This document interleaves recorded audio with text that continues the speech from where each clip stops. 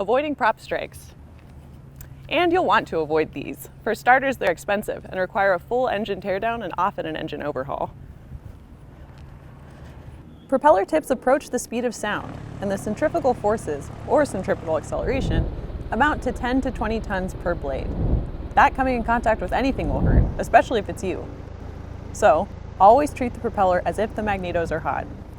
Depending on the aircraft you fly and your prop's length, your ground clearance can vary dramatically, so be vigilant for dips and debris on taxi, takeoff, and landing.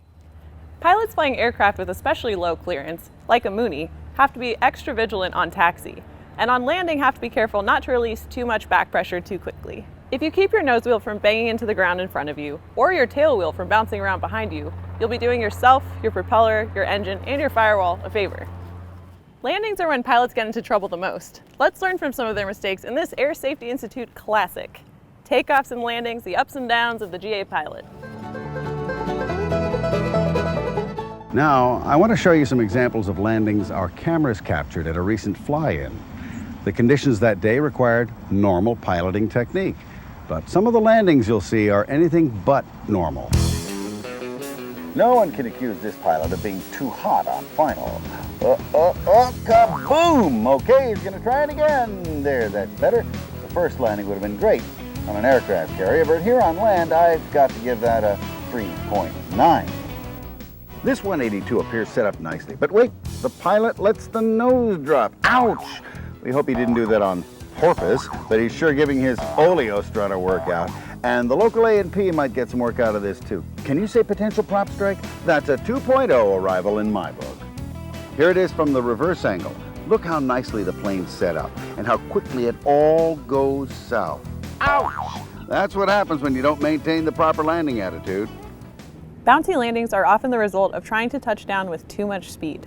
Porpoising can begin after a bounce, where the pilot who expected to touch down and stay down now finds themselves back in the air and with the nose high. The natural inclination is to push the nose down, but if you push the nose down too much, it can lead to the nose wheel hitting the runway before the main gear and starting the bounce and attempted recovery process again. At this point, the pilot can get even further behind the corrections, and the oscillations can continue until the prop hits first before the nose wheel. And it doesn't take much for a nose-low attitude to result in a prop strike. Sometimes just a few bounces will do it. If you find yourself in the beginning of a porpoise, the best choice is to smoothly adjust your angle of attack while adding power, go around, and try again. This go-around will feel different than the go-arounds we typically practice. You'll probably be very close to the ground, the stall horn might be going off, you might have a higher than normal angle of attack, and a much lower airspeed than you normally begin a go-around with. Remember the benefits of ground effect as you transition back from the runway into the air to help stabilize your go-around. While you're in the pattern, determine why the porpoise began. Were you too high above the runway or too fast?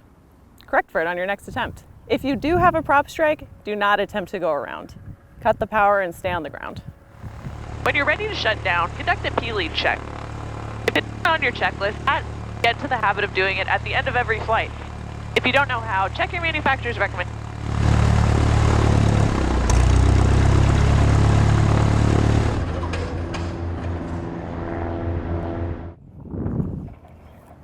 When exiting the aircraft, perhaps to refuel or talk to somebody, make sure the keys are out and on the dash in plain view for everyone's awareness.